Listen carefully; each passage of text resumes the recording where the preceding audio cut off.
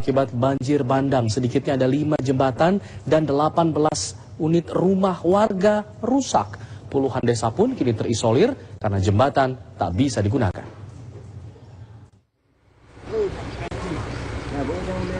Empat kecamatan di Aceh Barat Daya yakni Lembah Sabil, Manggeng, Jumpa, dan Suak Setia diterjang banjir bandang.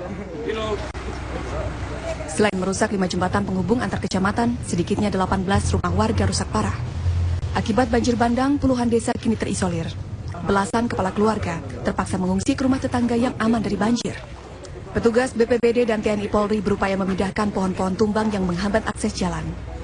Pemerintah Aceh Barat Daya pun menetapkan wilayah setempat sebagai darurat bencana hingga 1 pekan ke depan. Bupati Aceh Barat Daya menyayangkan sikap pemerintah provinsi yang belum berupaya membantu perbaikan fasilitas umum serta rumah warga yang rusak akibat banjir. Ya seperti gubernur lah, jangan hanya melihat hanya PD dan PD Jayanya aja gitu.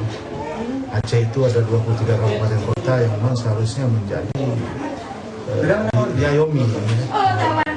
Jadi harus ada keadilan.